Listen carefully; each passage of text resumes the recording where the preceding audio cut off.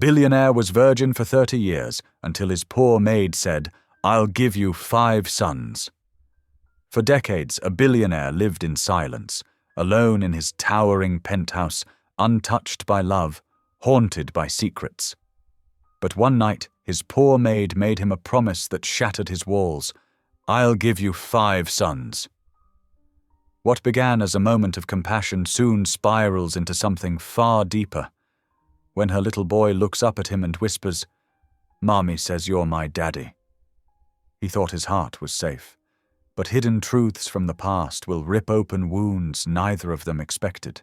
Her husband's death, his company's sins, their lives are bound together in ways too painful to ignore. Now he must choose. Cling to the empire he built on guilt, or risk everything for the family he never thought he deserved. Will love be enough to heal betrayal? Or will the truth destroy them before their story even begins? Tell me in the comments where you're watching from right now, and if this story speaks to you, make sure you hit subscribe so you don't miss the next one. In the dim evening light of his Manhattan penthouse, Gabriel Sterling stood at the floor-to-ceiling windows, gazing at the glittering cityscape below. The clock on his mahogany desk softly chimed 8 o'clock, its gentle melody echoing through the vast, empty space. His dinner, a perfectly prepared salmon with roasted vegetables from his personal chef, sat barely touched on the custom-made dining table. The penthouse, worth $25 million, gleamed with pristine surfaces and carefully curated furniture. Italian leather sofas, hand-knotted Persian rugs, and modern art pieces worth small fortunes adorned the space. Yet despite the luxury surrounding him, Gabriel felt the familiar hollow ache in his chest. He pushed away from his plate and wandered into his home office, his footsteps silent on the marble floors. The wall behind his desk displayed an impressive collection of awards and achievements: Innovator of the Year, Tech Visionary, Business Leader of the Century. Each plaque and trophy caught the light, but their shine had long since dulled in Gabriel's eyes. The sound of quiet laughter drifted in from the dining room. Nicole, his evening maid, had arrived for her usual cleaning routine. Gabriel found himself drawn to the doorway, watching as she efficiently cleared away his hardly touched dinner. Her son, he couldn't remember the boy's name, sat cross-legged in the corner, hunched over a sketchbook, his pencil moving with careful concentration. "Mom, look!" The boy held up his drawing, his face bright with excitement. "I drew our cat sleeping in a funny position." Nicole paused her work, wiping her hands on her apron before moving to examine the sketch. Her warm smile lit up her entire face. "That's wonderful, sweetie. You captured her perfectly."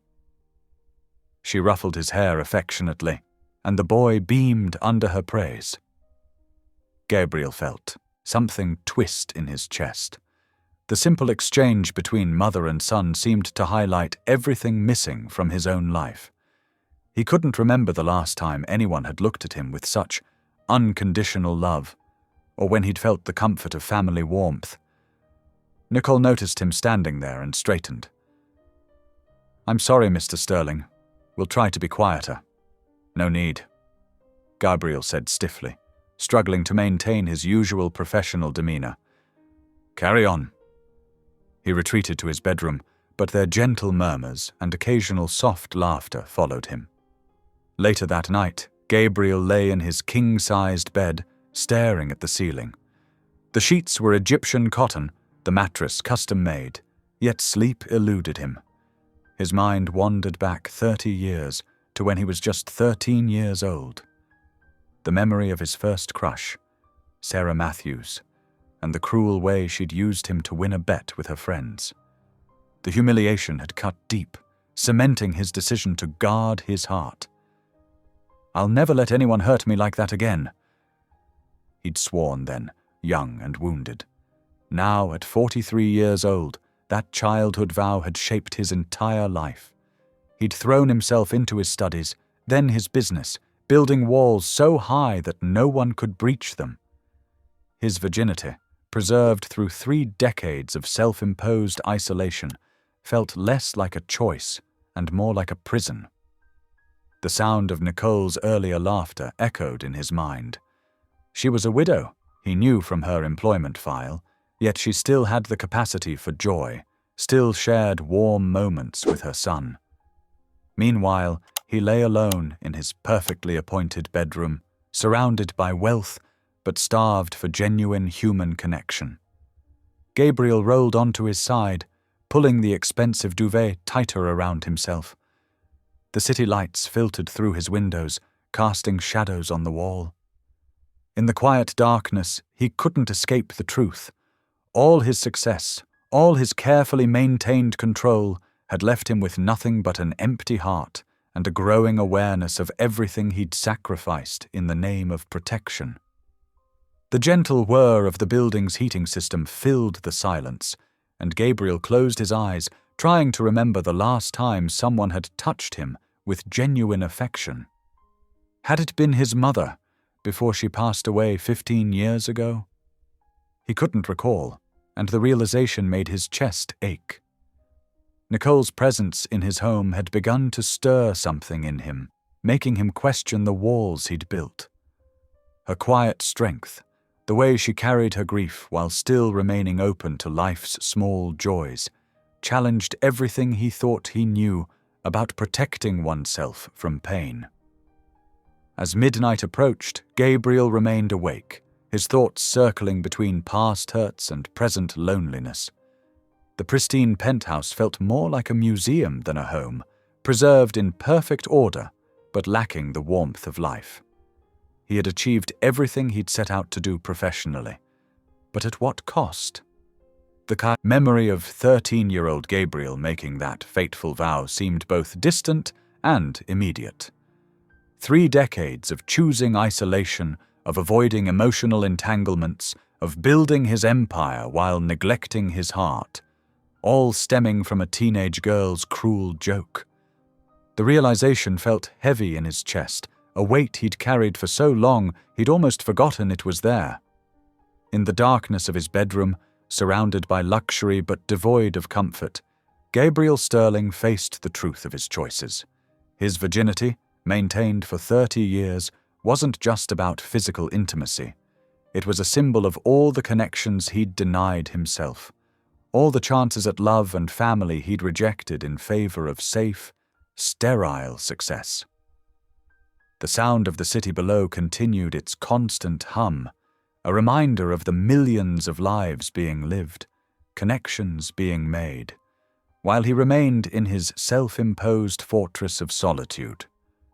Tomorrow would bring another day of meetings, decisions, and careful distance. But something had shifted inside him. The simple scene of Nicole and her son had cracked open a door he'd kept firmly shut for 30 years, letting in a glimmer of what might be possible if he found the courage to lower his walls. The morning sun streamed through the floor-to-ceiling windows of Gabriel Sterling's penthouse kitchen, casting long shadows across the marble countertops. Nicole had arrived earlier than usual, her son in tow, to prepare breakfast and start the day's bread-making. The familiar scent of coffee already filled the air as Gabriel emerged from his bedroom, drawn by the domestic sounds that had become part of his morning routine.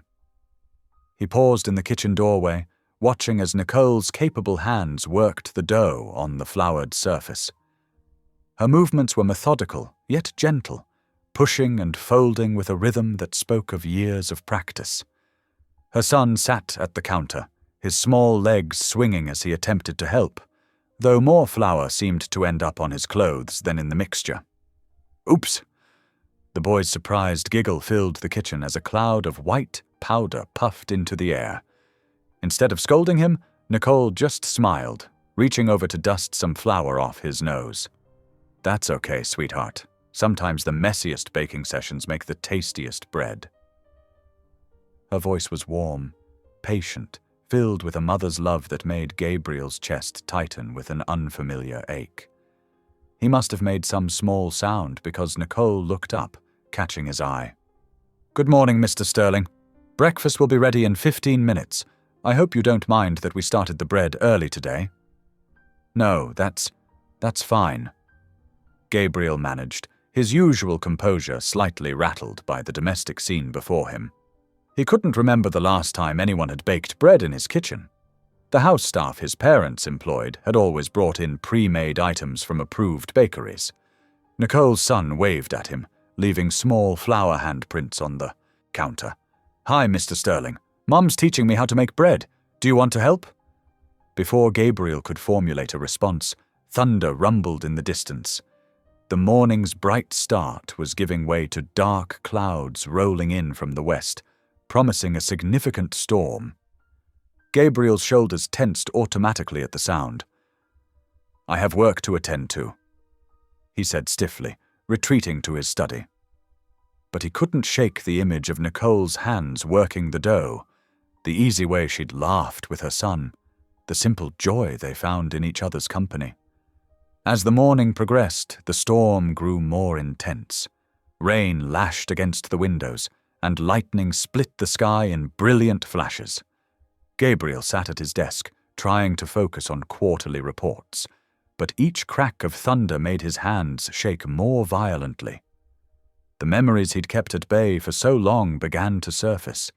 Being trapped in his father's car during a massive storm, the windshield shattered by a falling branch, the terrifying hours waiting for rescue as thunder boomed around them. He was 8 years old again, helpless and afraid. His breathing became shallow, his vision tunneling. The expensive pen in his hand clattered to the desk as he gripped the edges of his chair, trying to anchor himself to reality. But the panic was overwhelming, washing over him in waves that matched the storm's intensity. He didn't hear the door open, didn't notice Nicole's presence until she was kneeling beside his chair. Her hands, still slightly dusty with flour, covered his trembling ones. "Breathe with me, Mr. Sterling," she said softly, her voice cutting through the roar in his ears. "In through your nose, out through your mouth. That's it. Just like that." Gradually, his breathing steadied, matching her calm rhythm. The panic began to recede, leaving him exhausted and embarrassed. He waited for the judgment, the awkward retreat, but Nicole remained beside him, her hands steady on his. "I used to be afraid of storms too," she shared quietly. "After my husband died, every crack of thunder felt like the world ending all over again. But then I realized something. We're not meant to weather our storms alone." Gabriel stared at her, struck by the compassion in her eyes. There was no pity there, no judgment, just understanding and something else he couldn't quite name. "You don't need to be alone anymore," she whispered, her voice barely audible above the rain. Then, with a gentle squeeze of his hands, she added words that shook him to his core. "I'll give you 5 sons if that's what it takes to heal your heart." The statement hung in the air between them, shocking in its directness, its promise. Gabriel felt as though all the oxygen had been pulled from the room. He opened his mouth to respond, but no words came. Nicole stood slowly, smoothing her apron with slightly trembling hands. Without another word, she left the study, closing the door softly behind her. Gabriel remained frozen in his chair, his hands still tingling where she had touched them. The storm continued outside, but he barely noticed it now. His carefully constructed walls, maintained for 3 decades, had just been breached by a widow's gentle words and flour-dusted hands. The implications of her statement overwhelmed him. 5 sons, a family, connection, everything he'd denied himself out of fear and self-protection. His hands trembled now for entirely different reasons as he considered the possibility of a life filled with the warmth he'd witnessed in his kitchen that morning. The scent of freshly baked bread wafted under the study door, a tangible reminder of the life that existed beyond his self-imposed isolation. Gabriel sat there, letting the aroma wrap around him like a promise, as the storm gradually began to fade into the distance. The evening descended over Manhattan, painting the sky in deep purples and oranges that reflected off the glass-walled penthouse. Gabriel stood in his private dining room, his hand resting on the back of his usual chair. But something felt different tonight. The afternoon's vulnerability during the storm had shifted something inside him. The smell of home-cooked food drifted up from the kitchen below, and instead of waiting for his solitary meal to be brought up, Gabriel found himself walking down the stairs. His footsteps echoed in the stairwell, each step carrying him further from his familiar routine. When he pushed open the kitchen door, Nicole looked up from where she was setting plates on the small kitchen table. Surprise flickered across her face, followed by a warm smile that made his chest tighten. "Mr. Sterling," she said, straightening up. "I was just about to bring your dinner upstairs. I thought—" He cleared his throat, suddenly feeling awkward. "I thought perhaps I might join you and your son tonight, if that's acceptable." Nicole's son, who had been coloring at the table, looked up with bright eyes. "Really? You're going to eat with us?" The boy's enthusiasm made Gabriel's lips twitch into what might have been a smile. "If your mother doesn't mind." "Of course not," Nicole said quickly, already moving to set another place at the table. "We'd love to have you join us." Gabriel watched as she pulled out another chair, noting how her hands trembled slightly as she placed an extra plate. The kitchen table was nothing like his formal dining room upstairs. It was smaller, worn around the edges, with mismatched chairs that spoke of practicality over aesthetics, yet somehow it felt more inviting than any expensive furniture he owned. "We're having meatloaf," the boy announced proudly. "Mom makes the best meatloaf in the whole world." "Is that so?" Gabriel settled into the offered chair, feeling strangely out of place in his tailored suit among the homey kitchen surroundings. Nicole set the meatloaf in the center of the table, along with bowls of mashed potatoes and green beans. The food was simple but smelled delicious, so different from the elaborate but lonely meals he usually ate. "Would you like to say grace?" Nicole asked her son, who nodded enthusiastically. Gabriel watched as they both bowed their heads, and after a moment's hesitation, he did the same. The boy's prayer was simple and genuine, thanking God for the food and for Mr. Sterling eating with us tonight. The meal began quietly, but the boy soon filled the silence with chatter about his day at school, his latest drawings, and 1,000 other topics that spilled out in excited bursts. Gabriel found himself responding more and more, drawn into the child's infectious enthusiasm. "Do you like drawing too, Mr. Sterling?" the boy asked between bites of meatloaf. "I used to," Gabriel admitted, surprising himself with the confession. "When I was about your age." "Really? Can you show me sometime?" Before Gabriel could respond, he caught Nicole watching him with an expression that made his heart skip a beat, something soft and hopeful that reminded him of their moment in his study earlier that day. The conversation flowed more easily than Gabriel expected, punctuated by the clink of silverware and the boys' frequent laughter. The food was indeed excellent, but it was the warmth of the shared meal that truly satisfied something deep within him. As they finished eating, Nicole began gathering the dishes. Gabriel started to rise, feeling he should offer to help, but she gently waved him back to his seat. Her son remained at the table, pulling out his crayons again and starting a new drawing. That's when it happened. The boy looked up at Gabriel with innocent eyes and said the words that would shake his world. "Mommy says you're my daddy."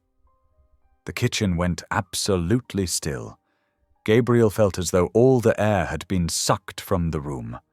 Nicole dropped the dish she was holding into the sink with a clatter, spinning around with wide eyes. "Sweetheart, I never—" she started, her face flushing deep red. "But you said—" the boy began to protest. "That's enough." Nicole cut him off firmly but gently. Go get ready for bed, please. Right now. The boy gathered his crayons, looking confused and slightly hurt as he left the kitchen. Gabriel sat frozen in his chair, his mind spinning with the implications of those words. Had Nicole really said that? What did it mean? The memory of her words during his panic attack echoed in his mind. I'll give you 5 sons if that's what it takes to heal your heart. Mr. Sterling, I am so sorry, Nicole said, her voice trembling. I never said that. I don't know why he would. It's fine, Gabriel said automatically, standing up so quickly his chair scraped against the floor. Thank you for dinner. It was lovely. He fled the kitchen before she could respond, but instead of returning to his usual spaces, he found himself pushing open the door to his private balcony. The night air was cool against his face as he began to pace, his expensive shoes clicking against the concrete. The lights of Manhattan sparkled below him, but Gabriel barely saw them. His mind was consumed with possibilities, with questions, with the way Nicole had looked at him across the kitchen table, with the easy warmth of her son's chatter. Back and forth he paced, loosening his tie as the night grew deeper. Had Nicole really told her son that? Or was it just a child's imagination? And if she had said it, what could it mean? Was it a slip of the tongue, a wishful thought spoken in an unguarded moment? Or was it something more? The memory of dinner kept replaying in his mind. The simple prayers, the shared laughter, the feeling of belonging he'd experienced for those brief moments. It had felt right in a way his solitary meals never had. But now that rightness was tangled up with confusion and uncertainty. Hours passed as Gabriel continued his restless pacing. The city lights below gradually dimmed as businesses closed for the night, but still he walked, trying to make sense of the evening's events and the unfamiliar emotions they had stirred in him. The morning sun filtered through the floor-to-ceiling windows of Gabriel's penthouse, casting long shadows across the polished hardwood floors. He had barely slept, his mind too full of questions that needed answers. The sound of Nicole's arrival, the soft click of the service elevator, the quiet rustle of her movements in the kitchen, made his heart beat faster. He found her in the kitchen, already busy preparing breakfast. The familiar scent of coffee filled the air as she moved with practiced efficiency, her back turned to him as she worked at the counter. Nicole, Gabriel said softly, not wanting to startle her. Could we talk? She turned, and he could see the tension in her shoulders, the way her hands twisted the dish towel she held. Of course, Mr. Sterling. About last night, I want to apologize again. Please, he interrupted gently, gesturing to the kitchen table. Sit with me. They sat across from each other, the morning light streaming between them. Gabriel noticed the shadows under Nicole's eyes and wondered if she had slept as poorly as he had. About what your son said. He began carefully, watching her face. I know you told me you didn't say those words to him, but I need to understand where they came from. Nicole's cheeks flushed, and she looked down at her hands folded on the table. He must have overheard me praying, she admitted quietly. I often pray in the evening, after he's supposed to be asleep. Sometimes he sneaks out of bed and listens. Gabriel felt something shift in his chest. Praying. Yes. She lifted her eyes to meet his, and there was a vulnerability there that made his throat tight.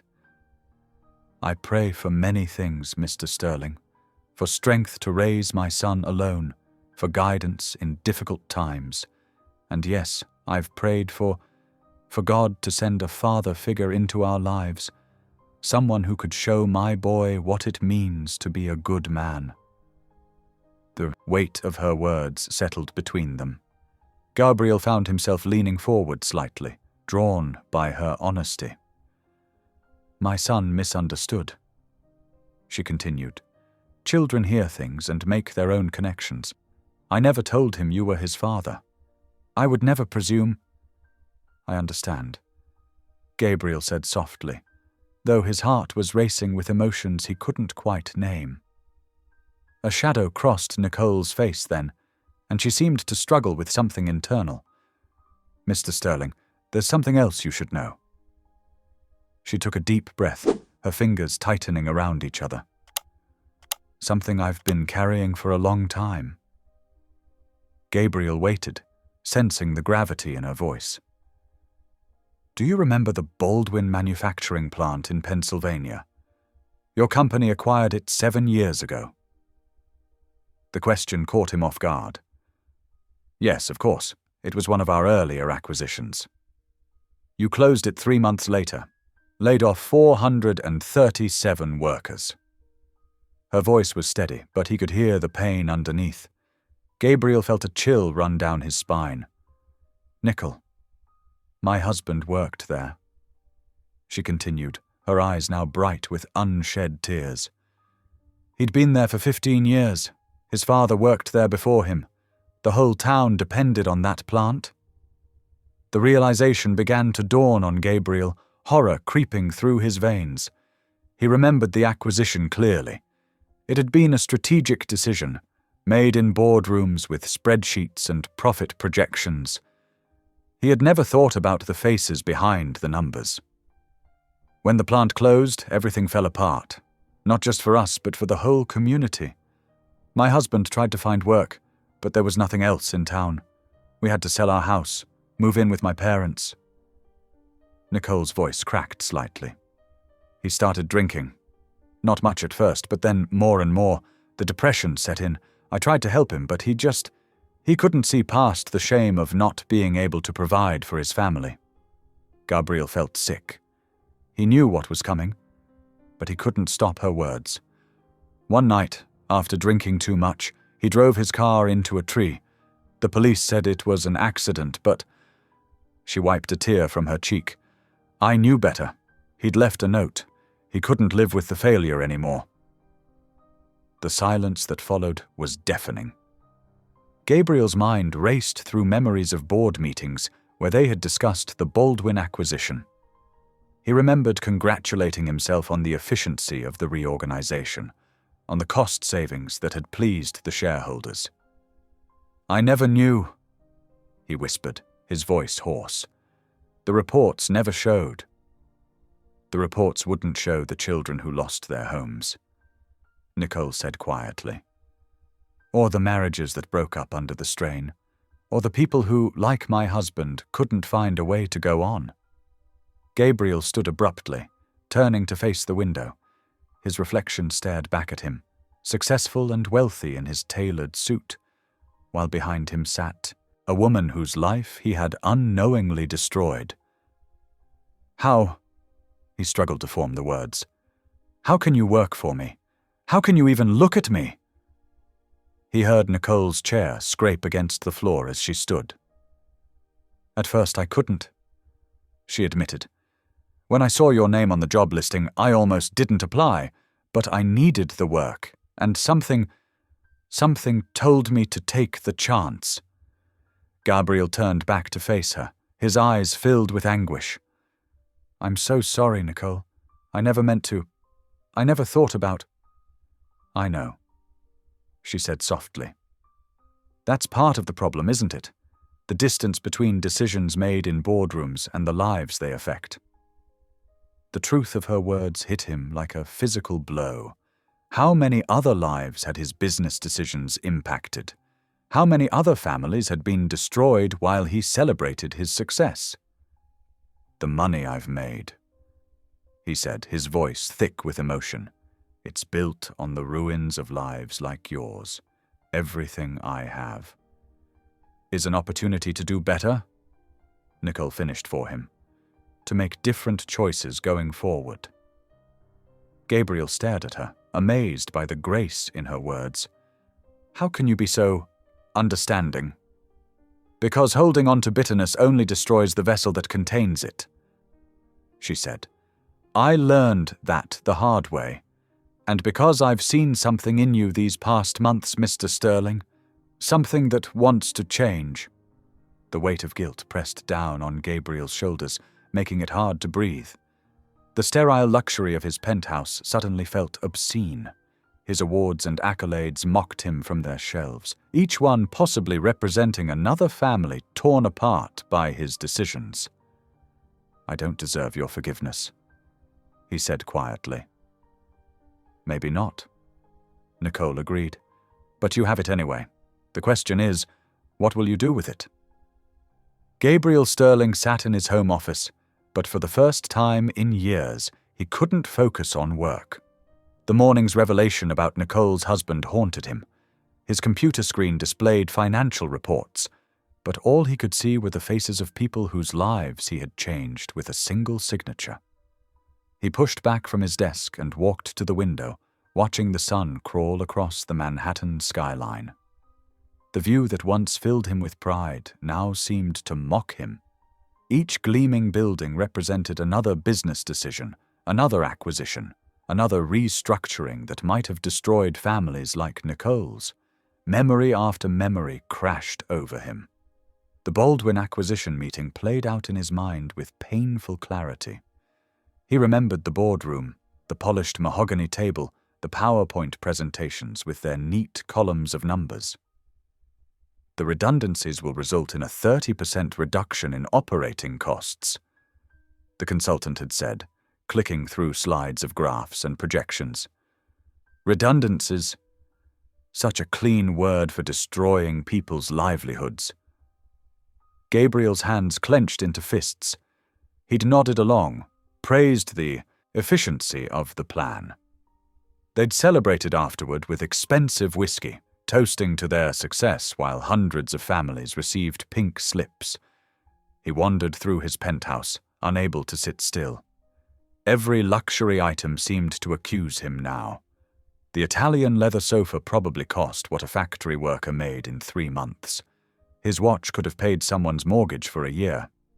In his bedroom, he caught sight of his reflection in the full-length mirror. The successful businessman staring back at him looked like a stranger. How many children had gone hungry because of his decisions? How many marriages had crumbled under the weight of financial stress? How many people, like Nicole's husband, had lost not just their jobs, but their sense of purpose? The afternoon stretched endlessly. Gabriel tried to work, tried to read, tried to distract himself with television, but nothing could drown out the voice in his head that kept whispering, "You did this. You destroyed lives." As evening approached, he found himself drawn downstairs. He knew Nicole would be there, finishing her daily tasks before heading home. The sound of folding laundry led him to the small utility room. Nicole stood at a folding table, methodically working through a basket of clean linens.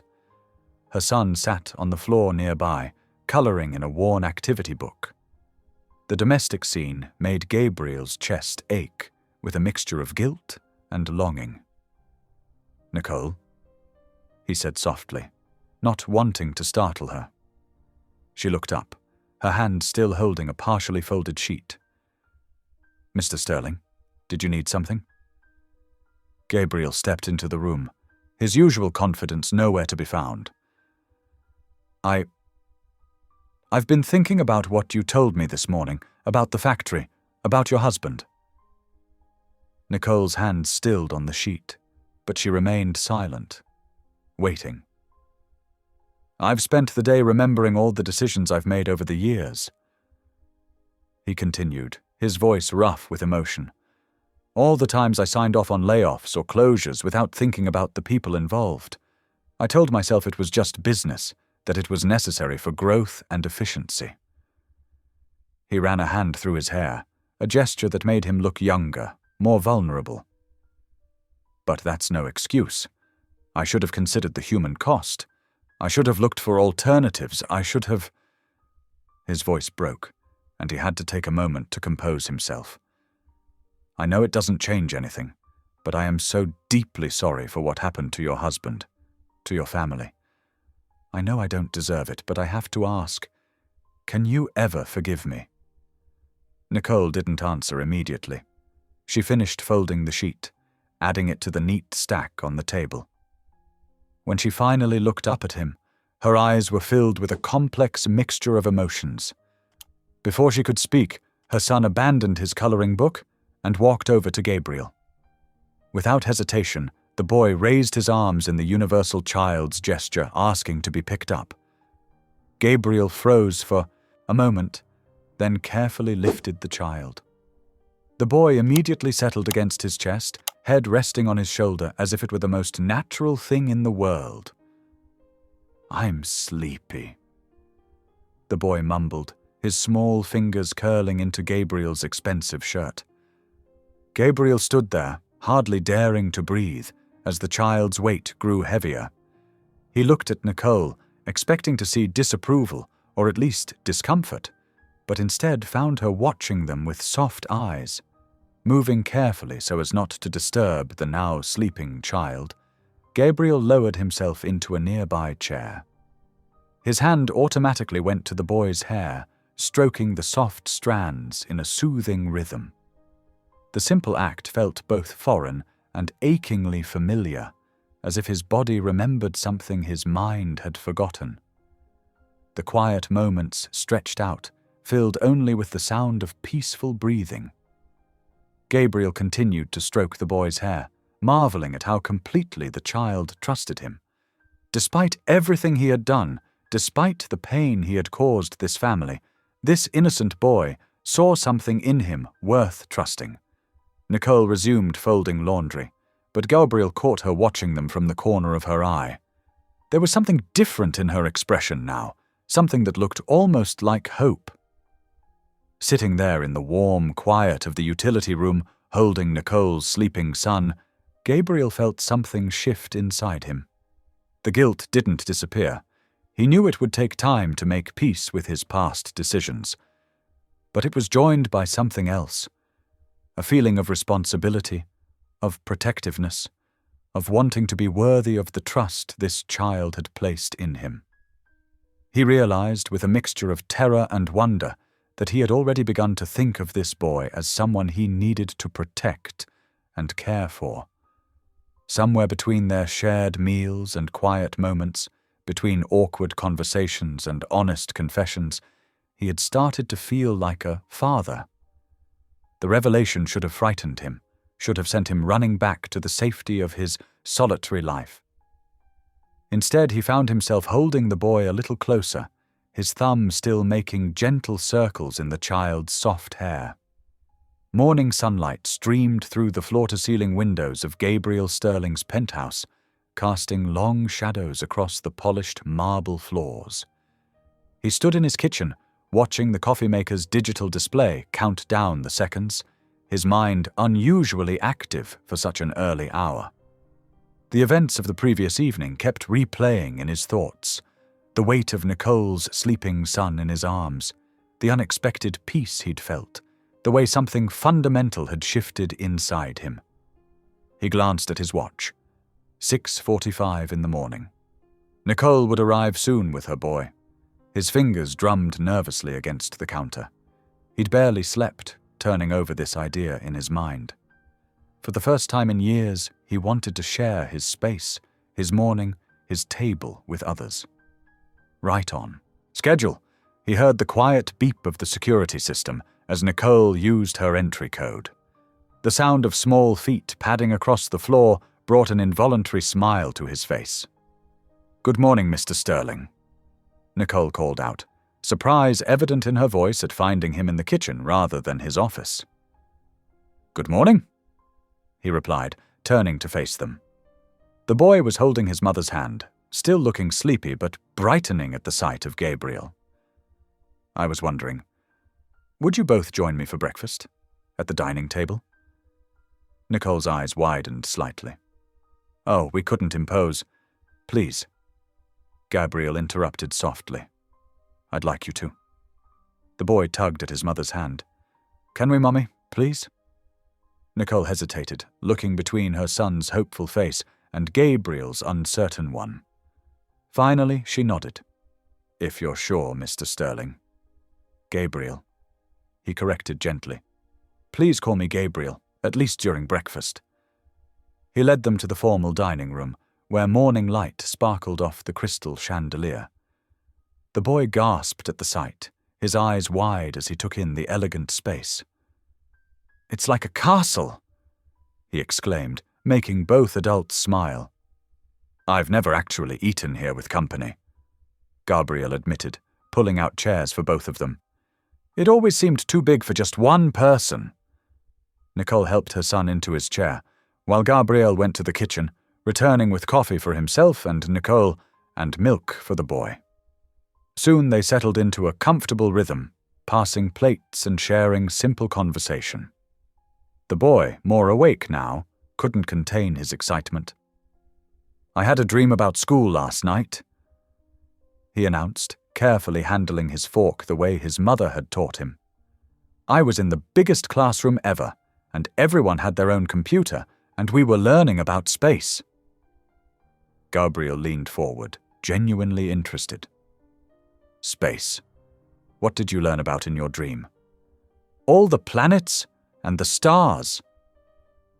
The boy's face lit up with enthusiasm. Did you know that Jupiter is so big you could fit 100 Earths inside it? Is that so? Gabriel asked, catching Nicole's warm smile from across the table. Uh-huh. And I want to be an astronaut when I grow up. Or maybe a teacher.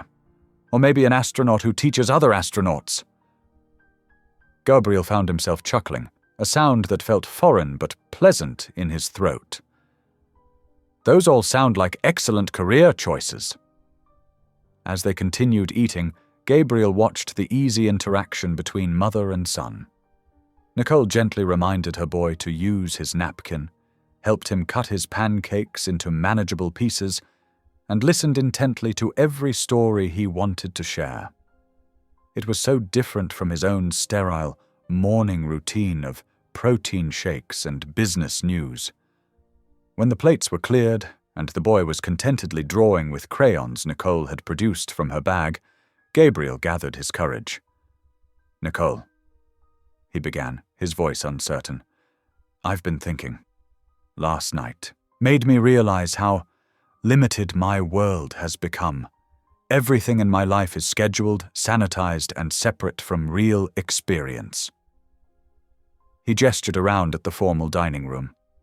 All of this wealth, and I don't even know how to truly live anymore. Nicole looked at him thoughtfully, waiting for him to continue. I was wondering if you would help me learn about the world beyond all this. He waved his hand at the expensive furnishings. Simple things, like cooking a meal from scratch, or taking a walk in the park without checking emails, or... He hesitated before adding, maybe even visiting your church someday. Nicole's expression softened, but she didn't answer immediately. She watched her son coloring for a moment before turning back to Gabriel. My world is very different from yours, she said carefully. There's nothing fancy about it. No 5-star restaurants or luxury cars, just simple meals, community gatherings, and faith. That's exactly what I want to learn about. Gabriel replied earnestly. I've spent so long hiding in this tower of mine, I've forgotten what real life feels like. Will you help me? Nicole studied his face, seeming to search for something in his expression. Whatever she saw there made her smile gently. All right, she agreed. But I should warn you. Once the church ladies find out you're interested in joining us, they'll never let you go. They've been praying for new members for months. Gabriel felt an unexpected warmth spread through his chest at her acceptance. I think I'm ready to take that risk. The boy looked up from his drawing. Are you going to come to church with us? They have the best cookies after service. Is that so? Gabriel asked, amused by the child's priorities. Uh-huh. And Miss Sarah lets me help arrange the flowers sometimes, and Mr. Joe teaches us songs and... As the boy continued listing all the wonderful things about his church community, Gabriel caught Nicole's eye. She was watching him with a mixture of caution and hope, as if she could see something in him that he couldn't yet see himself. The morning light continued to stream through the windows, warming the room and casting a golden glow over their little gathering. Gabriel realized that for the first time in years, his massive dining room didn't feel empty. Instead, it felt like it was finally being used for its true purpose, bringing people together, sharing meals and stories, creating connections that went beyond the surface of wealth and status. He listened to the boys' cheerful chatter, watched Nicole's gentle corrections and encouragements, and felt something inside him continue to soften and change.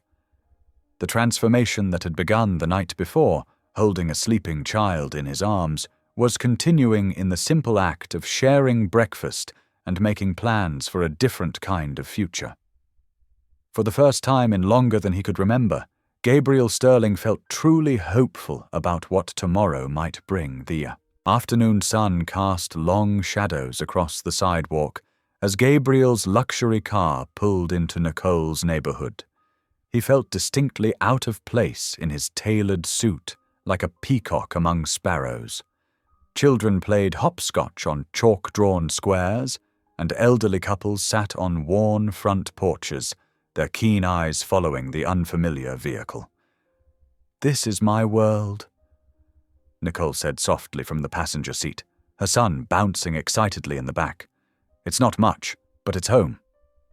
Gabriel parked the car, feeling self-conscious as he stepped out onto the cracked concrete. The streets here were narrow, lined with modest houses sporting small, well-tended gardens. Window boxes overflowed with bright geraniums, and American flags fluttered from several porches. It was a far cry from the sterile luxury of his penthouse world. "Can we go to the park first, Mommy?"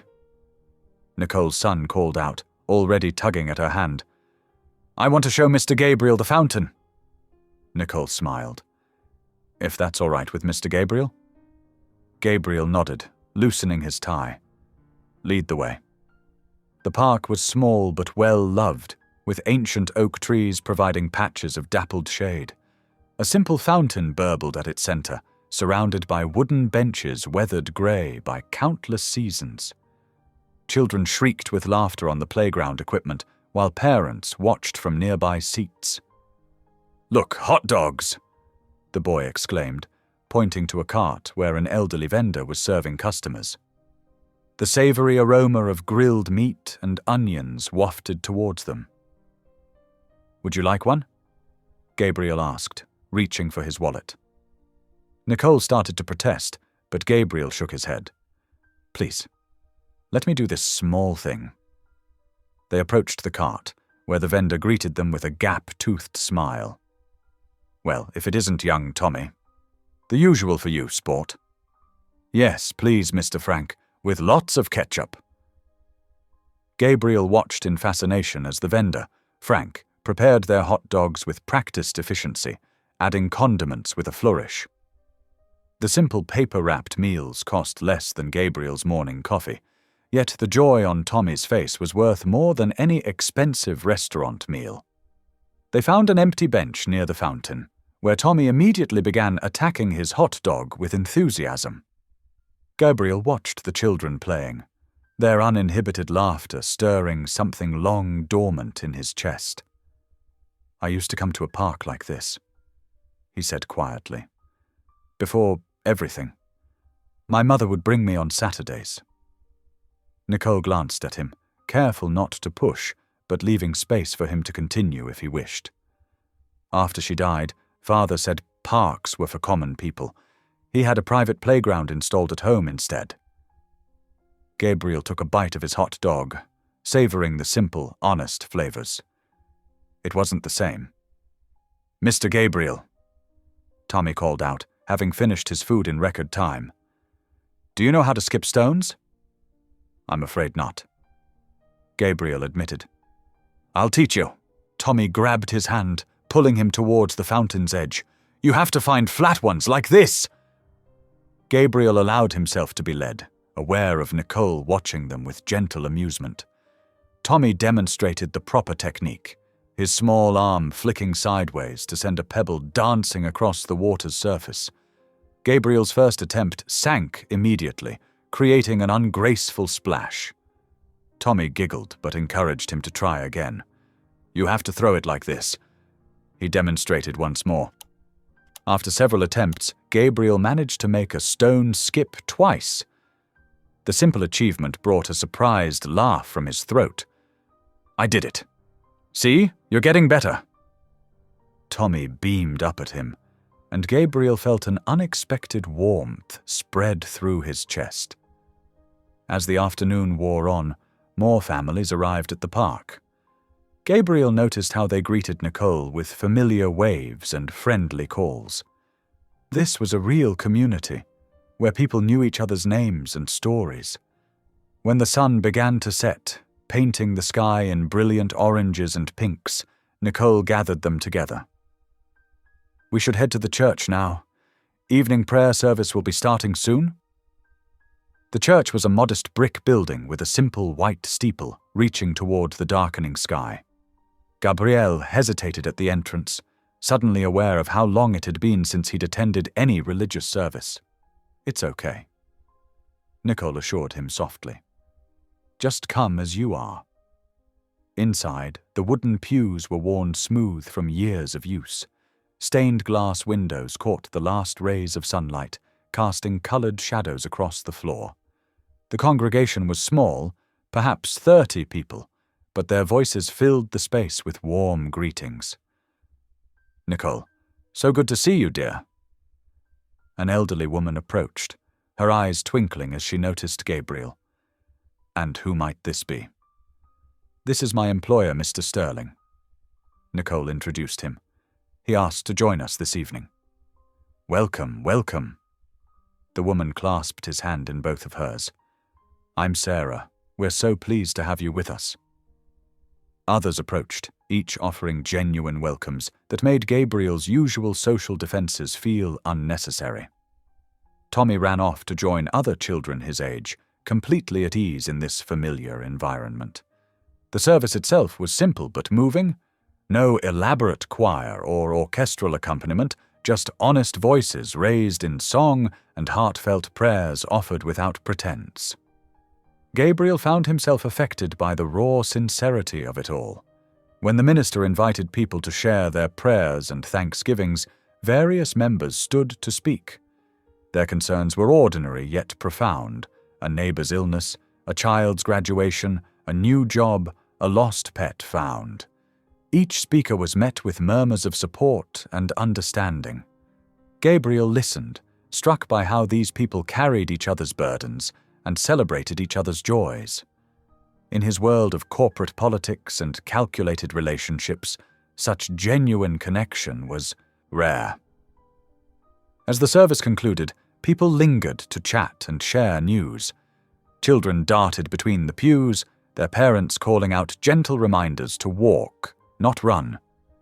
Gabriel observed it all, feeling simultaneously out of place and strangely at home. "Cookie?"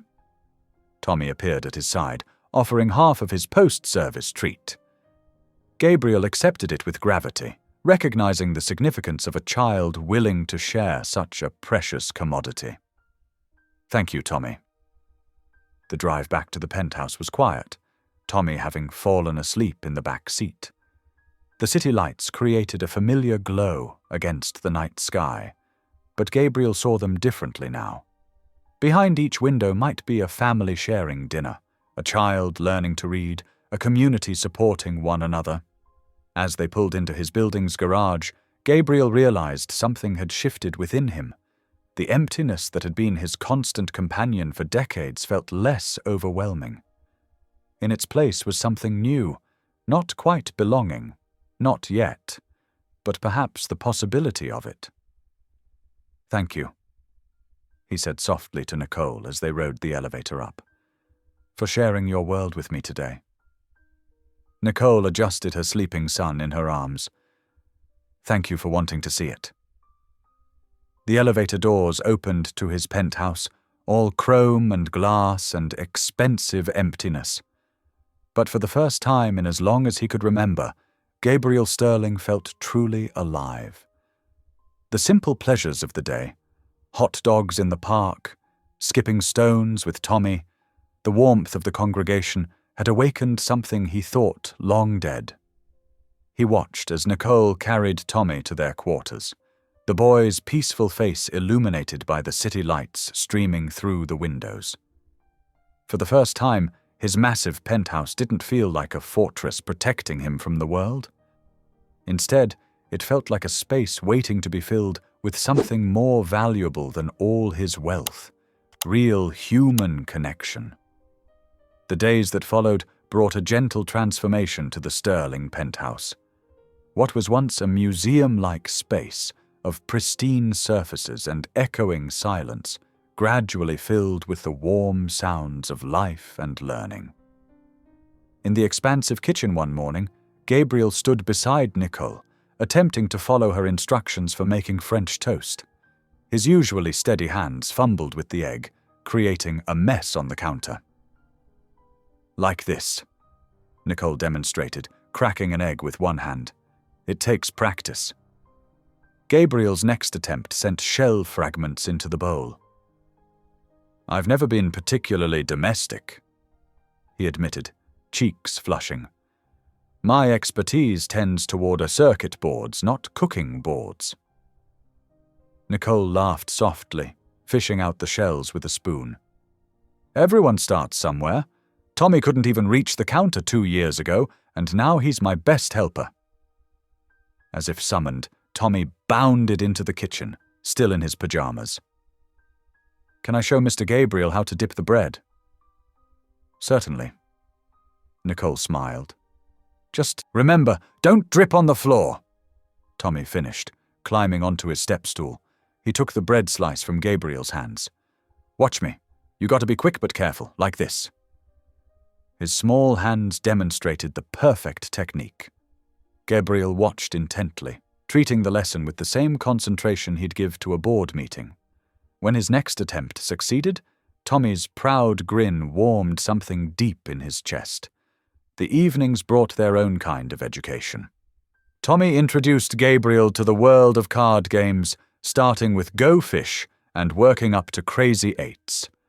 Gabriel, who could process complex algorithms in his head, found himself thoroughly challenged by a 7-year-old's card strategy. "Do you have any threes?" Tommy asked, his face serious with concentration. "Go Fish," Gabriel replied, watching the boy's dramatic sigh as he drew another card. Nicole, folding laundry nearby, couldn't help but smile at the sight of the billionaire tech mogul sitting cross-legged on the floor, completely absorbed in a children's card game. In return, Gabriel began sharing his own knowledge.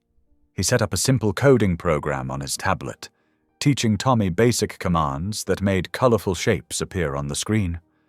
"See, if we change this number here," Gabriel pointed, "the square gets bigger." Tommy's eyes widened as he watched the shape transform. "Cool. Can we make it purple?" "Absolutely. Let me show you how to input color values." These moments of shared discovery filled the penthouse with a new energy. Laughter bounced off walls that had known only silence. The sound of footsteps replaced the sterile quiet. Even the sophisticated security system began recognizing Tommy's excited running as a normal pattern rather than an intrusion alert.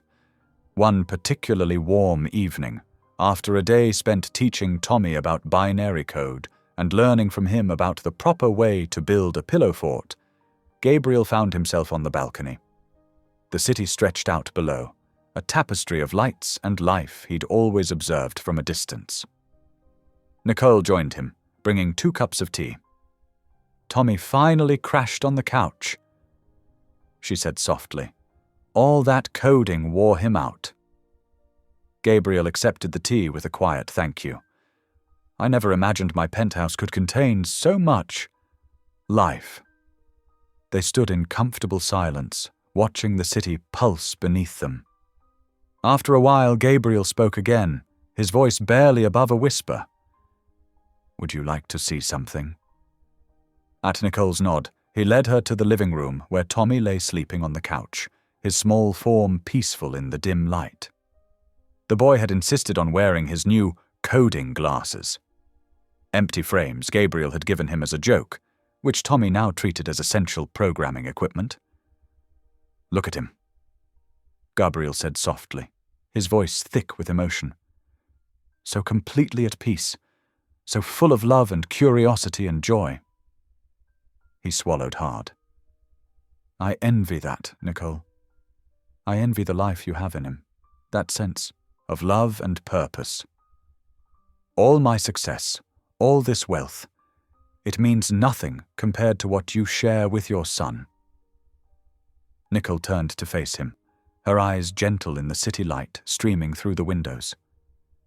"Love isn't something to envy, Gabriel," she said softly, using his first name for the first time. "It's something to give. It's a choice we make every day, with every action." Gabriel looked at her then, really looked at her. The soft curves of her face, the wisdom in her eyes, the strength in her gentle hands. Something shifted in his perception, like a lens finally coming into focus. This wasn't just his employee standing before him. This was a woman of extraordinary grace and resilience. A woman who had every reason to hate him for his past actions, but had chosen to show him kindness instead. He realized with sudden clarity that she was the answer to prayers he hadn't even known he was making. All those lonely nights, all those empty moments of success, he had been waiting for this, for someone who could teach him how to open his heart again.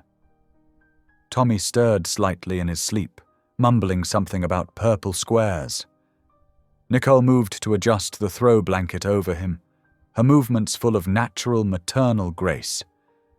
Gabriel watched them both, feeling the walls around his heart continue to crumble. The penthouse that had once been his fortress of solitude was becoming something else entirely. A home. And these two people, who had entered his life through the humblest of circumstances, were teaching him what it truly meant to live.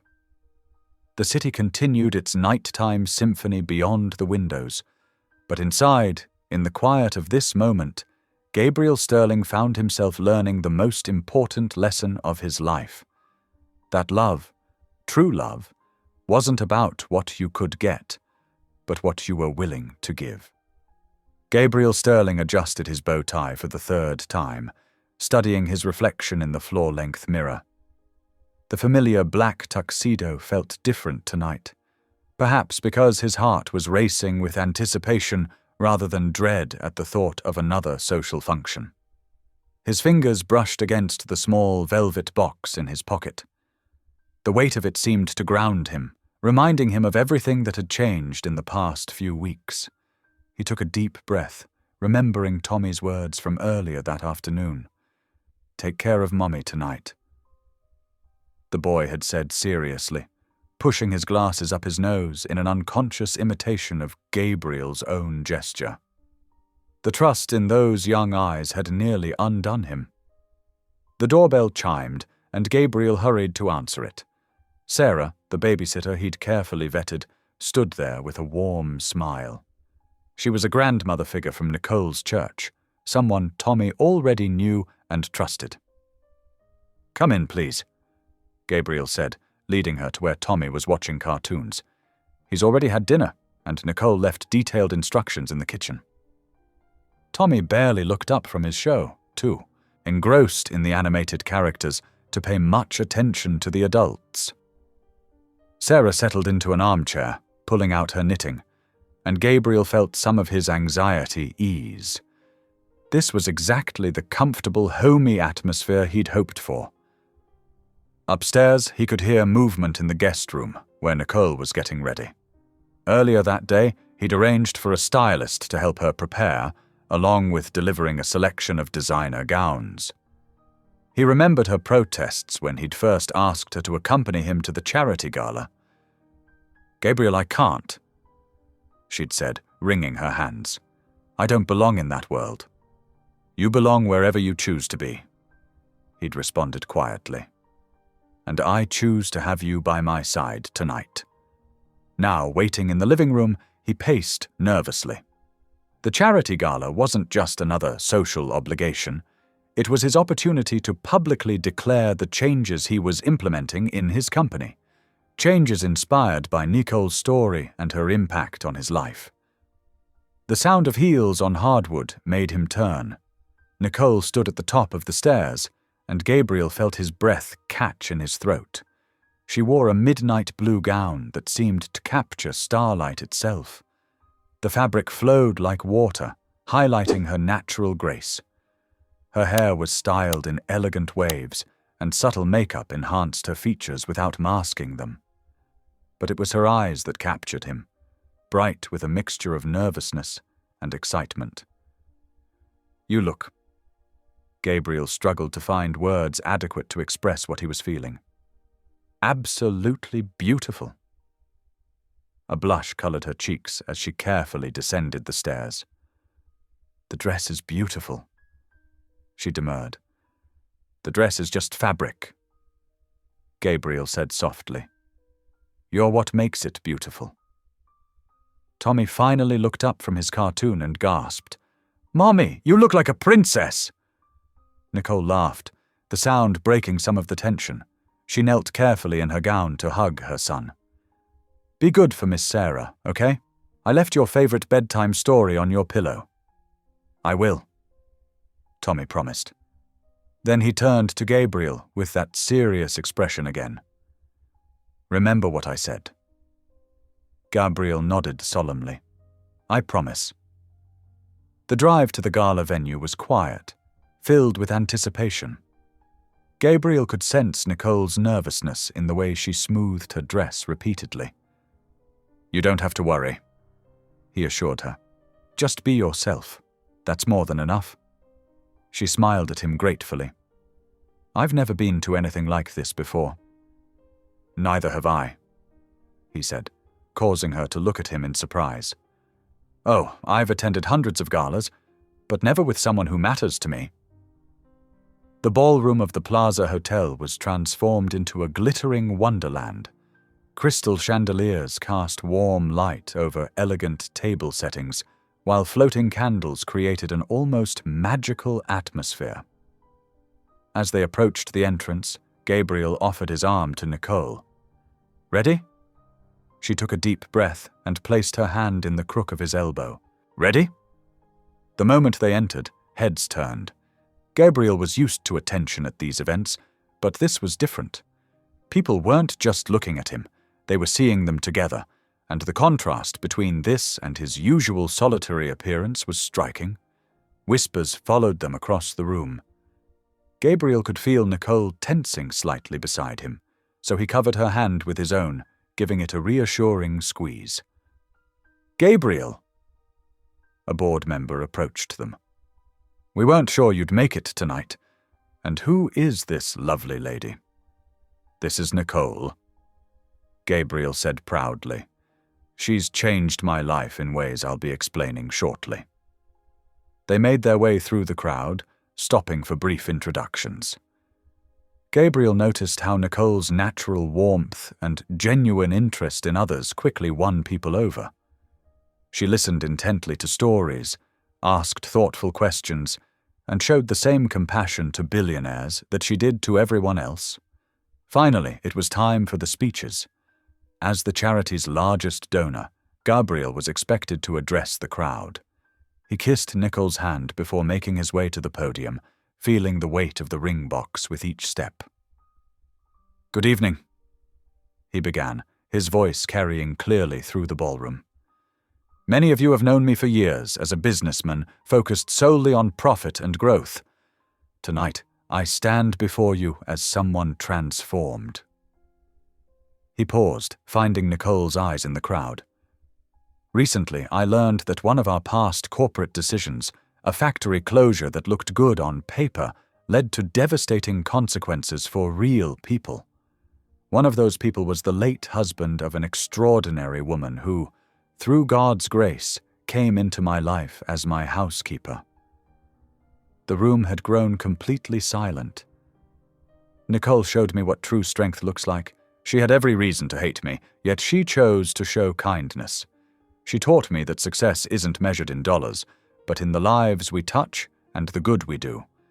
Gabriel's voice grew stronger. Tonight, I'm announcing a complete overhaul of Sterling Tech's policies. We're establishing a worker support program, funding job retraining initiatives, and creating a foundation to help families affected by corporate downsizing. From now on, we will prioritize compassion over profit. Applause burst out, but Gabriel held up his hand. I'm not finished. He stepped down from the podium and walked to where Nicole stood. Her eyes were shining with tears. Nicole, he said, taking her hands in his. You and Tommy have taught me what really matters in life. You've shown me that true wealth isn't in bank accounts, but in the love we share and the lives we touch. The room fell silent again as Gabriel lowered himself to one knee. Nicole's hands flew to her mouth as he pulled out the velvet box. You've already given me so much, he said, his voice thick with emotion. Would you do me the extraordinary honor of becoming my wife? Will you let me spend the rest of my life trying to be worthy of the love you and Tommy have shown me? Through tears, Nicole nodded. Yes, she whispered. Yes. The ballroom erupted in applause as Gabriel slipped the ring onto her finger and stood to embrace her. The diamond sparkled, but it couldn't match the light in Nicole's eyes as she looked up at him. Tommy's going to be so excited, she said softly, making Gabriel laugh. I already asked for his permission, he admitted. He made me promise to take care of you tonight, remember? Nicole's laugh mixed with her happy tears as she reached up to touch his face. You already do. You take care of both of us. The orchestra began playing again, and Gabriel led his fiancée onto the dance floor. As they swayed to the music, surrounded by well-wishers but lost in their own world, both knew that this was just the beginning of their extraordinary journey together. The morning sun streamed through the penthouse windows, but its warmth couldn't reach the chill that settled over Gabriel Sterling as he stared at the newspaper spread across his desk. His hands trembled as he read the bold headline, Tech Mogul's Empire Built on Broken Lives, the True Cost of Sterling's Success. The article was devastating in its detail. Page after page chronicled the systematic dismantling of entire communities, with Nicole's hometown of Mill Valley featured prominently. The reporter had done thorough research, tracking the ripple effects of Sterling Tech's factory closures, businesses that failed, homes foreclosed, families torn apart. And there, in black and white, was the story of Thomas Harper, Nicole's late husband. The article detailed his descent into depression after losing his job, the mounting bills, the final tragic night when despair overwhelmed him. Gabriel's throat tightened as he read quotes from former co-workers describing Thomas as a dedicated family man who just couldn't bear letting his wife and son down. The sound of a phone buzzing interrupted his thoughts. His security team was calling. Sir, there are reporters gathering outside the building. They're requesting comments on the exposé. Gabriel walked to the window. Sure enough, a crowd had formed on the sidewalk below, television vans with satellite dishes parked along the curb. He could see camera flashes even from 40 floors up. The elevator dinged, and Gabriel's heart sank. Nicole would have seen the papers by now. He turned to face her, and the look in her eyes told him everything. She stood in the doorway, still wearing her engagement ring, but her hand was clenched into a fist. Her face, usually so warm and forgiving, was pale with shock and hurt. Is it true? She whispered. All of it? Gabriel stepped toward her, but she held up a hand to stop him. Please, just answer the question. Yes, he admitted, his voice hoarse. The factory closures, the layoffs, they were all my decisions. You knew, Nicole said. When I told you about Thomas, about how the closure affected us, You knew it was more than just one factory. You knew you'd destroyed an entire town. I was ashamed, Gabriel stammered. I couldn't find the words to tell you the full extent. Couldn't find the words? Nicole's voice cracked. For 2 months, we've been building something. I've been falling in love with you, trusting you, believing you'd changed. And all this time, you were hiding the truth. Nicole, please. Gabriel moved toward her again. What I felt, what I feel for you and Tommy, it's real. I know I should have told you everything, but I was afraid. Afraid of losing me? She gave a bitter laugh. Did you think I wouldn't find out? That I wouldn't eventually learn how my husband was just one of hundreds of lives you ruined? The elevator dinged again, and Tommy ran out, his backpack bouncing. Mommy! Mr. Gabriel, did you see all the people downstairs? They're taking pictures! Nicole quickly wiped her eyes, turning to her son with forced composure. Tommy, sweetie, go pack your overnight bag. We're going to stay at Aunt Sarah's for a while. The boy's face fell. But why? I thought we were going to live here now. Mr. Gabriel said, Tommy. Nicole's voice was firm but gentle. Please do as I ask. As Tommy reluctantly headed to his room, Gabriel felt panic rising in his chest. Nicole, don't do this! We can work through this! I'll make it right! I'll set up a foundation, rebuild the town! You can't rebuild lives, Gabriel. Nicole said quietly, twisting the engagement ring off her finger. You can't bring Thomas back. You can't undo the nights I spent holding my crying son, wondering how we'd survive. She placed the ring on his desk, the diamond catching the morning light. I forgave you for Thomas because I believed you didn't understand the full impact of your decisions. But you did. You knew exactly what you were doing, and you hid it from me. I love you. Gabriel's voice broke. Both of you, please. Love requires trust. Nicole said, How can I build a future with someone who kept such a huge part of our past hidden? How can I explain to Tommy that the man who helped destroy his father's life wants to be his new father? Tommy returned with his backpack, looking confused and worried. Nicole took his hand, leading him towards the elevator. She paused at the doors, turning back one last time. I thought God brought you into our lives for healing, she said softly. But maybe He brought us into yours to show you the true cost of your choices. I hope you find peace, Gabriel, but I can't build my future on such painful ashes. The elevator doors closed, taking them away. Gabriel stood frozen, staring at the space where they had been, until his legs gave out. He collapsed into his chair, the newspaper headlines swimming before his eyes. Outside, camera flashes continued to light up the morning sky. Reporters called his name from the street below. His phone buzzed constantly with calls from his PR team, board, members, journalists. But Gabriel heard none of it. All he could hear was the echo of the elevator doors closing, the sound of his chants at love and redemption slipping away. He buried his face in his hands, his shoulders shaking with silent sobs. The penthouse, which had briefly known the warmth of family and laughter, felt colder and emptier than ever before. The morning sun continued to stream through the windows, but for Gabriel Sterling, all light had gone out of the world. The ring sat on his desk, a glittering reminder of dreams shattered by the weight of unspoken truths.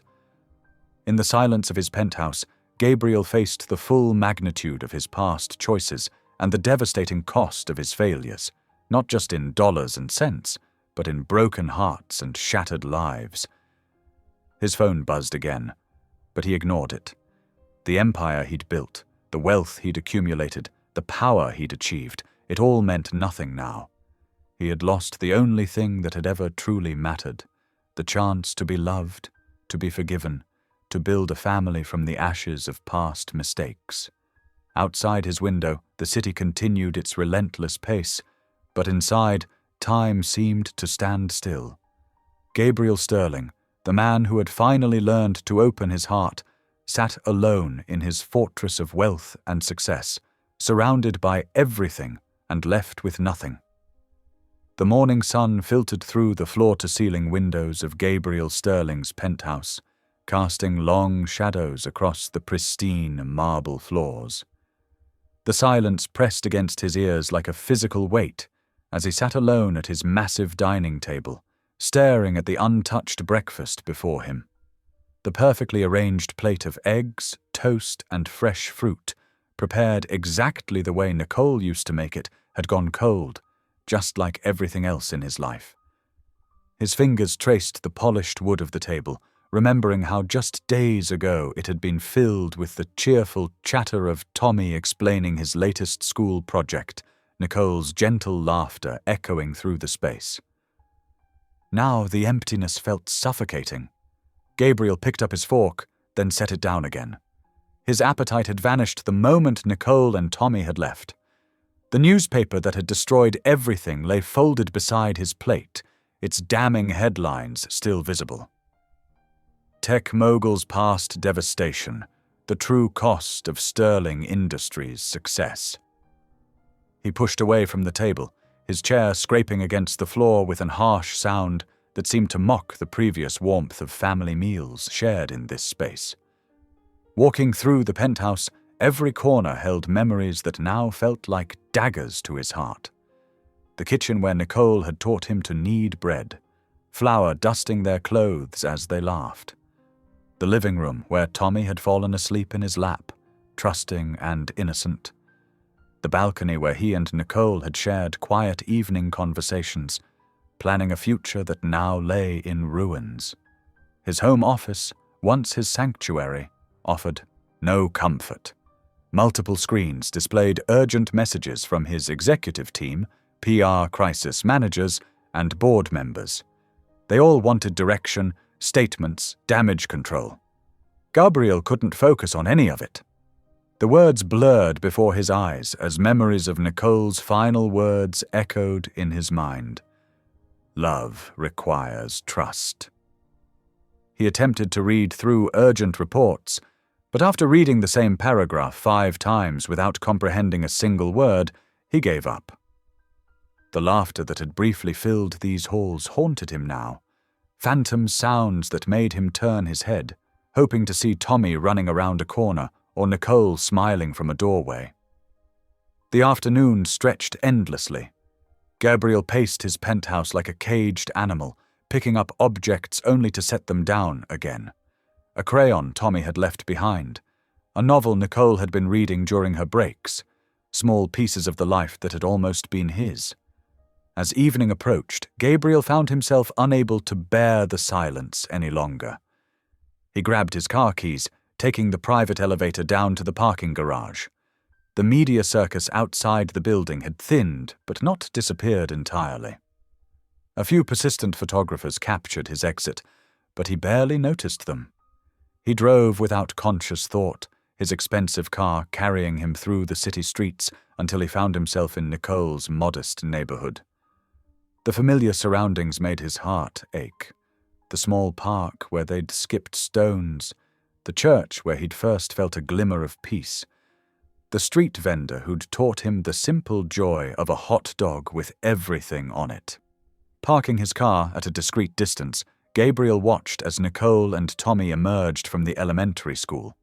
Tommy wore his favorite blue backpack, bouncing as he walked and gesturing animatedly about something.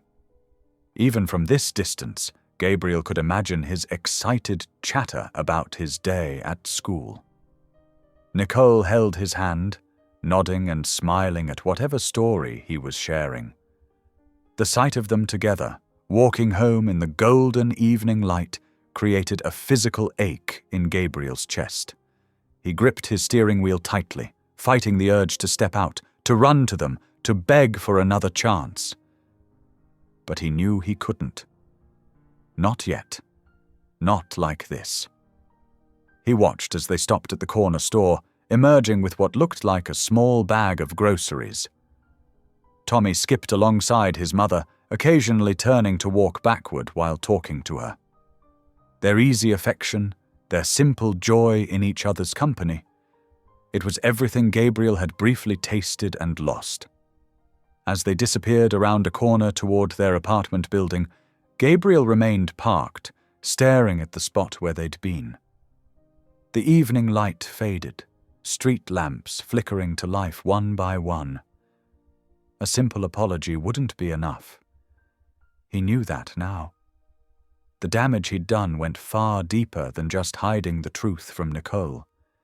His company's actions had torn apart an entire community, destroyed countless lives like Thomas's, created ripples of pain that were still affecting people today. His phone buzzed again, probably another crisis management call, but he ignored it. In the growing darkness, Gabriel sat in his car, surrounded by the neighborhood where Nicole had shown him what real life looked like, where she'd taught him that true wealth wasn't measured in dollars, but in moments of connection, in genuine laughter, in the trust between people who loved each other. The street grew quieter as night approached. A few people hurried past, heading home to their families. Through a nearby window, Gabriel could see a family sitting down to dinner together, their faces animated in conversation. The scene reminded him painfully of the meals he'd shared with Nicole and Tommy, of the family he'd almost had. He started his car but couldn't bring himself to leave just yet. Light spilled from the windows of Nicole's apartment building, and he imagined them inside, Tommy doing homework at the kitchen table, Nicole preparing a simple dinner. The life he'd glimpsed, the love he'd almost grasped, now felt as distant as the stars beginning to appear in the darkening sky. A gentle rain began to fall, drops sliding down his windshield like tears. Gabriel sat there, a wealthy man in an expensive car, watching the lights of a modest apartment building and understanding that all his billions couldn't buy what he truly needed. He couldn't simply throw money at this problem, couldn't fix it with a grand gesture or a charitable donation. The path to redemption, if one existed, would require something far more fundamental, a complete transformation of who he was and how he conducted business. The rain fell harder now, drumming against his car roof. In the growing darkness, Gabriel finally put his car in drive, but his heart remained behind. In the warm light of Nicole's windows, in the echoes of Tommy's laughter, in the memory of almost happiness that now felt like a dream he'd woken from too soon. Gabriel straightened his tie as he strode into Sterling Tech's gleaming headquarters. The morning sun reflected off the glass and steel building, but he barely noticed its familiar grandeur. His mind was focused on the task ahead, perhaps the most important board meeting of his career. "Mr. Sterling." His assistant Martha greeted him, hurrying to keep up with his determined pace. "The board members are already gathering. They're not happy about the emergency meeting." "They're about to be a lot less happy," Gabriel muttered, adjusting the folder of documents in his hands. The boardroom fell silent as Gabriel entered. 12 faces turned towards him, a mix of confusion and annoyance evident in their expressions. These were people he'd worked with for years, people who'd helped build Sterling Tech into the empire it was today, and they were about to witness its biggest transformation yet. "Ladies and gentlemen," Gabriel began, standing at the head of the long mahogany table. "Thank you for coming on such short notice. I've called this meeting because I'm making some significant changes to our company's direction." He opened his folder, distributing documents to each board member. "I'm selling 30% of my personal shares in Sterling Tech." The reaction was immediate. Charles Davidson, the longest-serving board member, nearly choked on his coffee. "You're what?" "Selling my shares," Gabriel repeated firmly, "and liquidating several of my personal assets. The funds will be used to rebuild the factory we closed in Millbrook 10 years ago." The room erupted in protests. "Have you lost your mind? This is corporate suicide. The shareholders will revolt." Gabriel raised his hand for silence. "The decision is made. The paperwork is already being processed. Patricia Chen, the chief financial officer, leaned forward. "Gabrielle, you're talking about hundreds of millions of dollars. The Millbrook closure was a sound business decision. It improved our bottom line significantly and destroyed countless lives in the process." Gabriel countered. His voice grew softer but more intense. "We measured success in profit margins while families lost their homes, while children went hungry, while good people—" He paused, thinking of Nicole's late husband. "While good people lost hope." "This is about that maid, isn't it?" Charles said dismissively. "The widow, whose story made the papers. Gabriel, you can't let a personal relationship cloud your business judgment." Gabriel's eyes flashed. "This isn't about one person. It's about doing what's right. About understanding that a fortune built on broken families isn't a fortune at all. It's a debt. And it's time we paid it back." He clicked a remote, and projections appeared on the wall screen. "These are the initial plans. A new manufacturing facility, updated with current technology, a community center, educational scholarships for the children of displaced workers, job training programs, small business grants." The board members studied the figures in stunned silence. Finally, Patricia spoke again. "Gabrielle, even if we support this, and I'm not saying we do, the PR nightmare alone could sink us. Admitting fault, taking responsibility for decade-old decisions. Sometimes," Gabriel said quietly, "admitting our mistakes is the only way to move forward. I've learned that the hard way." For the next 2 hours, Gabriel defended his plan against every objection. He had answers ready for their concerns about shareholder value, market perception, and legal implications. He'd spent the entire night preparing, fueled by coffee and the burning need to make things right. As the meeting drew to a close, most of the board members filed out in shocked silence. Only Charles remained behind, shaking his head. "You're throwing away everything we built, everything your father built, for what? Conscience? Redemption? Love?" Gabriel gathered his papers slowly. "I'm not throwing anything away, Charles. I'm finally building something real." Alone in his office afterward, Gabriel began the detailed work of bringing his vision to life. His computer screen filled with architectural plans for the community center, a modern building with classrooms, a library, counseling offices, and a daycare center. He drafted outlines for scholarship programs, considering how to ensure they reached the families who needed them most. As evening approached, the city lights began twinkling outside his window. Gabriel's desk was covered with papers, legal documents, financial projections, construction permits. His hands were trembling slightly from too much coffee and too little food, but he couldn't stop. Not yet. He opened a new document and began typing. "Dear residents of Millbrook." The letter would go to every family affected by the factory closure. It wouldn't fix everything, but it would be a start, an acknowledgement of their pain, a promise to do better. The office had grown dark, lit only by his desk lamp and computer screen. Gabriel leaned back in his chair, exhausted but oddly peaceful. For the first time since Nicole had left, he felt like he was moving in the right direction. Looking out at the city skyline, Gabriel did something he hadn't done in years. He closed his eyes and whispered a prayer. "God," he said softly, "I don't know if I deserve forgiveness, but please, let this sacrifice bring healing, not just to Nicole and Tommy, but to all the families we hurt. Help me use what I have to make things right." His voice cracked on the last words. In the quiet of his office, surrounded by the plans for redemption he'd drafted, Gabriel Sterling, billionaire, tech mogul, lonely man, bowed his head and let his tears fall freely for the first time in decades. The papers on his desk held the blueprint for a different kind of legacy. Not one measured in stock prices and market share, but in restored hopes and healed hearts. Tomorrow would bring more battles with the board, more logistical challenges, more hard decisions. But tonight, in the stillness of his office, Gabriel knew with absolute certainty that he was finally doing what he should have done long ago.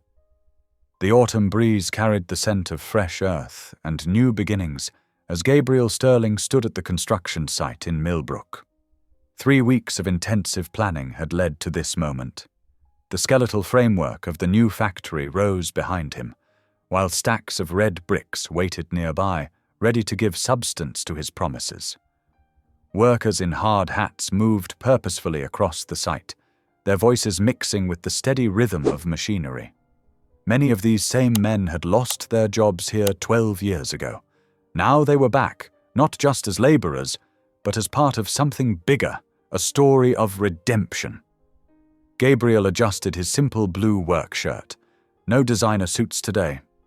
His hands trembled slightly as he saw Frank Martinez approaching, a former line supervisor who'd worked at the old factory for 20 years before the shutdown. "Mr. Sterling?" Frank said, his weathered face unreadable. Gabriel extended his hand. "Mr. Martinez, I remember you from the old personnel files, but I wish I'd known you then as a person, not just a number on a spreadsheet." Frank's firm handshake lasted longer than necessary. Better late than never, I suppose. One by one, other former workers came forward. Gabriel knew each name, had studied their stories, felt the weight of each family's struggle. He apologized to David Chen, whose daughter had to drop out of college, to Maria Rodriguez, who'd lost her house, to William Tucker, who still carried bitterness in his eyes. News vans lined the street, their satellite dishes reaching toward the clear blue sky. Cameras rolled as Gabriel stepped up to the temporary podium, but his words weren't crafted by PR teams or focus grouped for maximum impact. 12 years ago, he began, his voice carrying across the hushed crowd, I made decisions from the comfort of a Manhattan boardroom that devastated this community. I told myself it was just business, that numbers on a spreadsheet didn't have faces or families or dreams. He paused, swallowing hard. I was wrong, dead wrong, and while I can't undo the past, I can work to build a different future. This new facility isn't just about jobs, though we'll create hundreds of those. It's about restoring dignity, about recognizing that a community's worth isn't measured in profit margins, but in the strength of its people. The first brick sat on a ceremonial tray beside him. Gabriel picked it up, feeling its solid weight. This brick represents a foundation, not just of a building, but of trust we need to rebuild, of hope we need to restore, of wounds we need to heal. He walked to the designated spot and, under the guidance of a master mason, carefully laid the brick in place. The cameras clicked and whirred, but Gabriel wasn't performing for them. His hands moved with reverence, knowing this moment meant something far beyond a photo opportunity. 15 miles away, in her modest living room, Nicole sat cross-legged on her worn couch, watching the broadcast. Her son Tommy pressed against her side, his eyes wide as Gabriel appeared on screen. "Look, Mommy, it's Daddy Gabriel!" Tommy pointed excitedly. "He's building something big!" Nicole's heart clenched at the name. She'd tried to explain their separation to Tommy. But how do you tell a child that adult relationships are complicated? That sometimes love isn't enough when it's tangled with pain and history? "Yes, honey," she said softly, running her fingers through his hair. "He is building something big." On screen, Gabriel continued speaking about community programs, training initiatives, and scholarship funds. But it was the way he looked at the people around him that caught Nicole's attention. The genuine remorse in his eyes, the humility in his posture, the determination in his voice. "Is he coming back now?"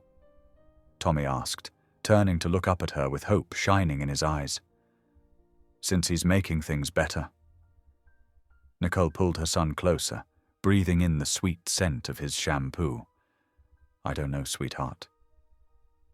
But her voice wavered, uncertainty mixing with something that felt dangerously like hope. She watched as Gabriel shook more hands, listened intently to people's stories, and showed genuine interest in the construction plans. This wasn't the distant billionaire she'd first met, nor even the man who'd proposed to her at the gala. This was someone new, someone who'd faced his mistakes and chosen to change, not just with words, but with actions that cost him dearly. Tommy snuggled closer, yawning. "I miss him, Mummy. He makes good pancakes. Well, okay ones. Yours are better." Nicole smiled despite herself, remembering Gabriel's awkward attempts in the kitchen, his determination to learn, his joy when something turned out right. The memories brought an ache to her chest, not the sharp pain of betrayal anymore, but something softer, more complex. On the television, the ceremony was winding down. The cameras caught one final shot of Gabriel, standing alone by the newly laid brick, his expression thoughtful and determined. Nicole found herself touching the screen, her fingers tracing the outline of his face before she caught herself and pulled back. "We'll see, Tommy," she whispered, as much to herself as to her son. "We'll see." The autumn sun cast long shadows across the newly paved parking lot of Sterling Industries' rebuilt factory. 6 months of construction had transformed the empty lot into a symbol of renewal, its red brick walls and gleaming windows standing proud against the morning sky. Gabriel Sterling shifted uncomfortably at the podium, tugging at his tie. Unlike his usual tailored suits, today he wore a simple blue button-down and khakis, clothes that felt more appropriate for speaking to the community he'd once wronged. His eyes scanned the gathered crowd of 300 people, searching for 2 faces in particular, though he tried not to let his disappointment show when he couldn't find them. "When I was a younger man," he began, his voice carrying across the hushed audience, "I thought success meant bigger profits and taller buildings. I measured worth in stock prices and quarterly reports." He paused, letting his gaze meet the eyes of former workers who'd returned for the ceremony. "I was wrong. Dead wrong." The microphone picked up his shaky breath. "Success isn't about what you build, it's about who you build it with. It's about family, community, and the courage to admit when you've lost your way." In the back row, a door quietly opened. Gabriel's heart skipped as he caught a glimpse of familiar dark hair, but he forced himself to continue speaking. "Faith taught me that redemption isn't just about saying sorry. It's about making things right. This factory isn't charity. It's restoration. It's hope made real in brick and steel." Tommy's excited whisper carried across the quiet room. "Mommy, there he is." Gabriel's voice wavered as he spotted them, Nicole holding her son's hand, standing quietly at the back of the room.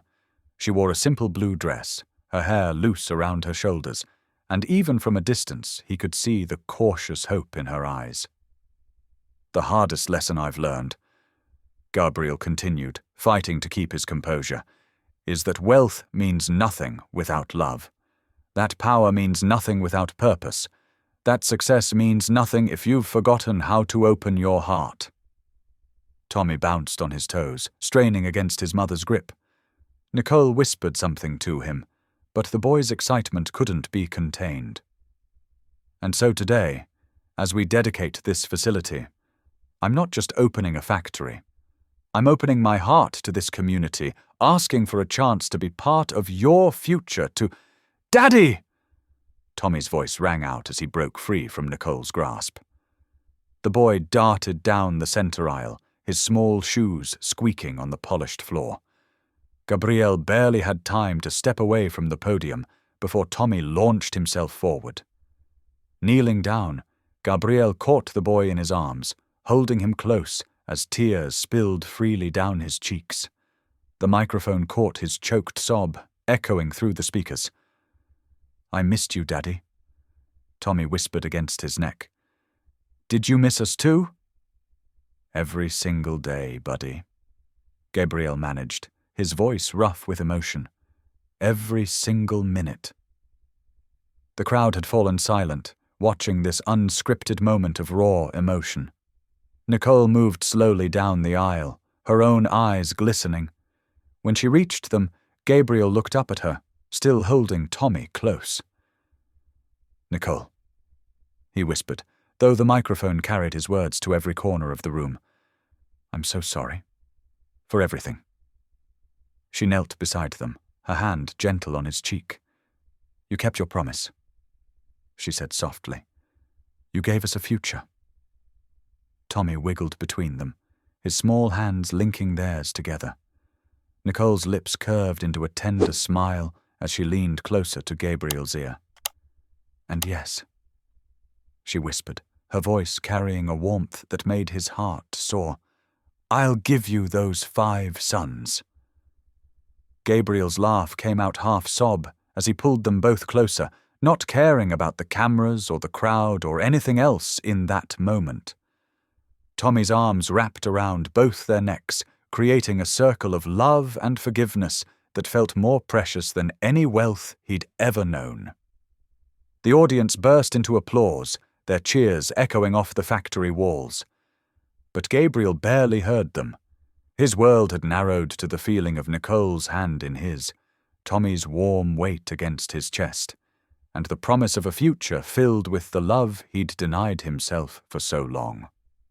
The gentle spring breeze carried the sound of hymns through the open church windows as Gabriel, Nicole, and Tommy made their way up the worn stone steps. It was their 4th Sunday as a family, but each visit felt more natural than the last. Inside, the wooden pews gleamed in the morning light. Tommy proudly led the way, tugging Gabriel's hand as he spotted familiar faces. "This is my daddy," he announced to Mrs. Henderson, an elderly woman who had worked in the old factory's cafeteria. Her weathered face creased with joy as she patted Gabriel's arm. "We've been blessed by your changes, Mr. Sterling," she said warmly. "My grandson just started at the new facility last week." Gabriel's throat tightened with emotion. "Please, call me Gabriel." They found their usual spot, 3 rows from the front. The familiar scent of polished wood and old hymnals wrapped around them as they settled in. Tommy nestled between them, his small hand still firmly gripping Gabriel's larger one. When the congregation rose for prayer, Gabriel felt Nicole's fingers intertwine with his free hand. They knelt together on the worn cushions, and for the first time in his life, Gabriel felt truly part of something bigger than himself. Around them sat the very people whose lives his past decisions had affected. Factory workers, their families, shopkeepers who had struggled when the town's economy collapsed. But now, their faces held hope instead of hardship. The new factory had brought more than just jobs. It had restored dignity and purpose to the community. "Look, Daddy," Tommy whispered during a quiet moment, pointing to where sunlight streamed through the stained glass windows, creating patterns of gold and ruby on the floor. "It's like God's painting." Gabriel squeezed his hand gently. "It sure is, buddy." After the service, they joined the crowd flowing out into the bright morning sunshine. Tommy ran ahead to play with other children on the church lawn, while Gabriel and Nicole walked hand in hand down the stone path. "I never knew life could feel this complete," Gabriel said softly, watching Tommy's joyful face as he chased butterflies with his friends. Nicole leaned her head against his shoulder. "God had a plan all along, even when it seemed impossible." 5 sons, you said. Gabriel teased gently, his eyes twinkling. "We might need a bigger house than the penthouse." Nicole's laugh rang out clear and bright. "Maybe we should start with a wedding first." The morning sunlight caught her engagement ring, sending sparkles dancing across their joined hands. Around them, the community they'd helped rebuild buzzed with life and possibility. Children played, families chatted, and the newly reopened factory stood proud against the horizon, a symbol of redemption and renewal. Gabriel pulled Nicole closer, feeling truly whole for the first time in his life. Here, surrounded by love and faith, he was no longer just a successful businessman or a lonely billionaire. He was simply a man blessed with the family he'd always longed for, living, proof that it's never too late for a heart to heal. Thank you for being here. If something in this story stayed with you, I'd love to see you again. Subscribe, and tomorrow I'll bring you another story crafted with heart.